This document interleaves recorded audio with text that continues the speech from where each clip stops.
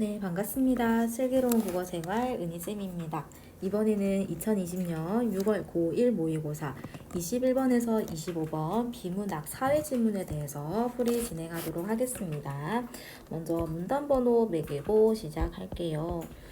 일단은 이 글 자체는 조금 긴 편의 글이어가지고 모의고사 칠 당시에 읽어낼 때는 조금 힘들었을 수도 있을 것 같은데 내용이 그렇게 막 어려운 지문은 아니었어요. 한번 시작해 보겠습니다. 2002년 월드컵 조별 예선에서 우리나라가 폴란드를 이기고 사상 처음 1승을 거두자 비더 레드라고 새겨진 티셔츠 수요가 폭발했다. 하지만 실제 월드컵 기간 동안 불티나게 팔린 티셔츠로 수익을 본 업체는 모조품을 판매하는 업체와 이를 제조하는 업체였어요. 오히려 정품을 생산해 대리점에서 판매하는 스포츠 브랜드 업체는 수익을 내지 못했고요. 실제로 많은 브랜드 업체들이 월드컵 이후 수요가 폭락해서 팔지 못한 재고로 난처했고요. 도대체 왜 이런 상황이 벌어졌을까 했으니까 이 사례에 대해서 한번 짚어보자 이렇게 되겠죠. 간단한 문제 같지만 이 현상은 요즘 경영에서 유행처럼 번지는 공급 사슬망 관리의 핵심을 설명할 수 있는 사례래요. 공급 사슬망이란 상품의 흐름이 고리처럼 연결되어 있고 이들의 상관관계 또한 긴밀하게 연결되어 있는 건데 자, 이 현상의 원인을 설명하기 위해서 공급 사슬망의 채찍 효과를 우선 이해해야 되는데요. 자, 볼게요. 아기 귀적이라는 상품을 예로 들어볼 거예요. 상품 특성상 소비자 수요는 일정한데 소매점 및 도매점 주문 수요는 들쑥날쑥했대요. 그리고 이러한 주문 변동은 최종 소비자, 소매점, 도매점, 제조업체, 원자재 공급체로 이어지는 공급 사슬망에서 최종 소비자로부터 멀어질수록 더 증가했다라고 했으니까 그러면 여기서 이걸 볼 수 있겠네요. 이쪽으로 이렇게 갈수록 어떻게 되냐면은 채찍 효과가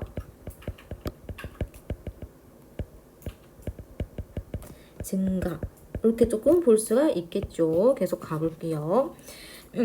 공급 사슬망에서 이와 같이 수요 변동폭이 확대되는 현상을 공급 사슬망의 채찍 효과라고 하는데 이는 채찍을 휘두를 때 손잡이 부분을 작게 흔들어도 파동이 끝쪽으로 갈수록 더 커지는 현상과 유사하기 때문에 붙여진 이름이에요. 그렇죠? 만약에 여기서 어떤 사람이 채찍을 잡고 막 팍 아래로 흔들었어요. 그러면 요렇게 되겠죠. 약간 요거를 가지고 생각하면 좋을 것 같아요.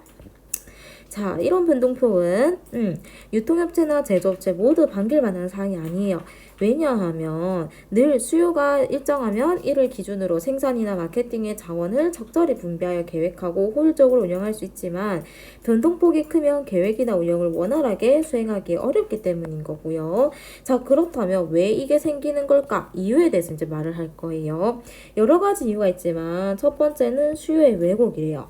소비자의 수요가 갑자기 늘면 소매점은 앞으로 수요 증가를 기대하는 심리로 기존 주문량보다 더 많은 양을 도매점에 주문하게 된다. 그리고 도매점도 같은 이유로 소매점 주문량보다 더 많은 양을 제조업체에 주문한다. 즉, 공급 사슬망에서 최종 소비자로부터 멀어질수록 점점 더 심하게 왜곡되는 현상이 발생하는 거래요.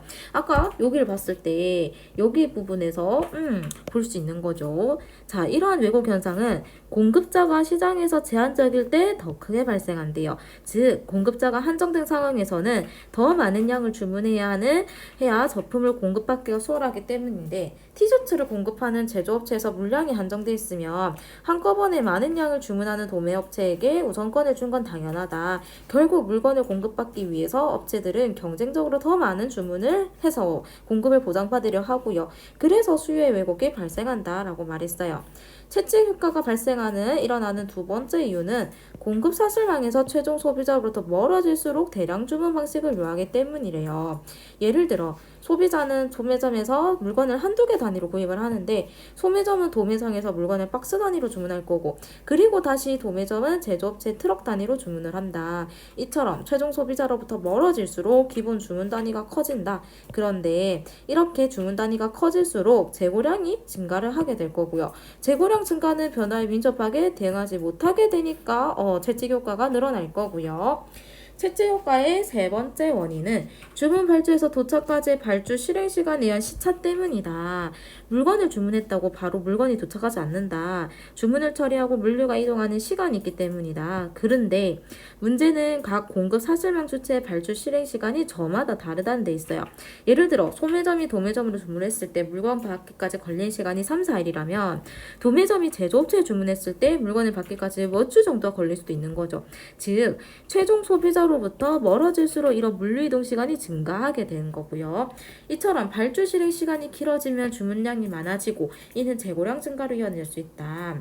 그래서 공급 사슬망에서 채찍 효과로 인해 발생하는 재고는 기업 입장에서는 큰 부담이 될 수 있다.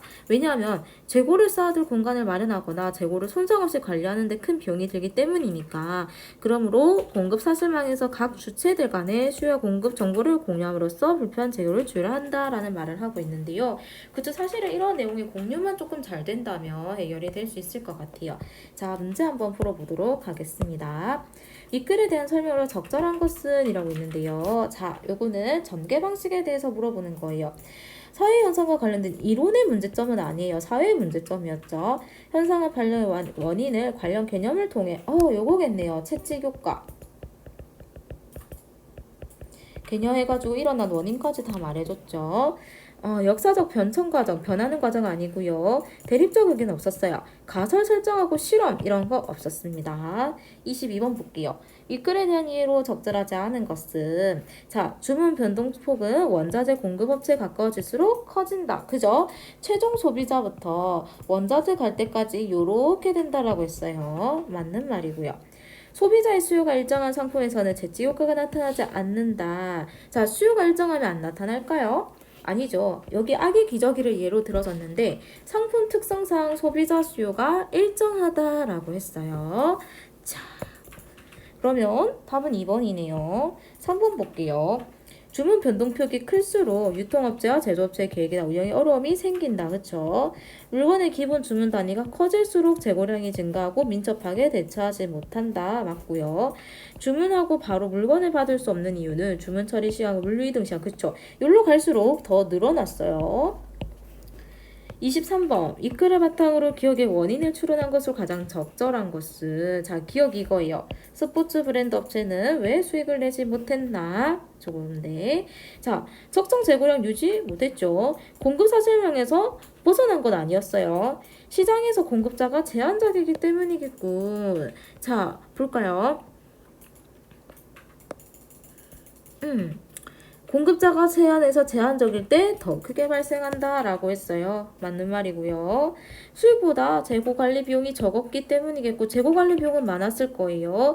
발주 실행 시간이 물건을 공급받기에 짧아지기 때문이겠고 자, 요거는 아마 길었으니까 더 가게 되겠죠. 해서 답은 3번으로 가야 되고요. 24번 갈게요. 윗글과 보기를 읽고 이한 내용을 적절하지 않은 것은 자, 예상치 못한 수요가 급격히 증가할 경우 소매점에서 재고량이 없다면 급히 도매점에 상품을 주문할 거예요. 만일 도매점에도 재고가 모자라 주문 물량을 다 소화할 수 없다면 제조업체에 추가 주문을 할 것이고 예상치 못한 주문에 야간 조업 등 계획이 없던 공장 가동을 할 수가 있어요.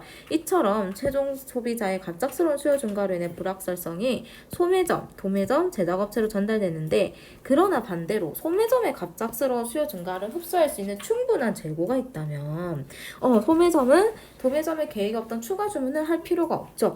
이랬을 때는 약간 채찍 효과 같이 이런 것들을 완화시켜주는 기능이 있다라고 볼 수도 있겠네요. 자, 볼게요. 공급 사슬망에서 재고는 긍정적 측면뿐만 아니라 부정적 측면도 있다. 그죠? 여기 아까 보기 윗글에서는 재고가 쌓여가지고 처리를 못하는 걸 말을 했다면 지금 보기에서는 완화시켜주는 기능을 말하고 있어요. 맞는 말이고요. 2번 볼게요. 수요의 왜곡 현상과 불확실성의 전이는 공급 사슬망의 주체들에게 부담을 준다. 그죠? 부담 주는 거 맞고요. 공급 사슬망의 채찍 효과로 인해 공급자가 최종 소비자로부터 가까울수록 주문량이 많다. 아니죠. 자, 최종 소비자로서는 멀수록이라고 했어요. 멀수록. 3번이고요. 소비자의 수요가 갑자기 늘어나면 수요의 왜곡 현상과 불확실성 전이 나타날 수 있다. 수요의 왜곡을 겪은 도매점은 다음 주문부터는 기존 주문량보다 더 많은 양을 하겠죠. 넘어가겠습니다. 자, 25번 볼게요. 윗글을 바탕으로 보기에 대한 내용으로 가장 적절한 것은 자, 협력 공급 기획 예측이라는 프로그램이 있대요. 제조사와 이동통신 사업자가 협력을 통해 물량 수요 예측을 조정해 나가는 프로세스인데 국내 이동통신 시장이 돌발적인 수요 변화가 많아서 이런 환경에서 A전자와 B통신은 CPFR 프로그램을 이용해서 판매, 재고, 생산 계획 실시간으로 공유했대요. 자, 이거를 봤을 때 요거랑 관련된 내용이구나 라고 보면 좋겠죠. 1번 보겠습니다. B통신은 A전자를 항상 대량 주문 아니죠. 맞춰서 할 거예요. A전자와 B통신의 휴대폰 재고량이 늘어나게 될 것이다. 아니죠. 관리가 되기 때문에 재고량이 늘어나진 않아요. A전자와 B통신이 서로 정보를 공유함으로써 과잉 주문이 줄어들 것이다. 그죠? 요거겠네요. B통신이 A전자 휴대폰 공장 근처로 이전은 아니죠. A전자가 휴대폰을 B통신에 안정적으로 공급함으로써 국내 이동통신 돌발적인 수요 변화가 이게 공급한다라고 해서 돌발적인 수요 변화 요거랑은 관련이 없습니다. 네, 사회 지문 여기까지였고요. 고생 많으셨습니다.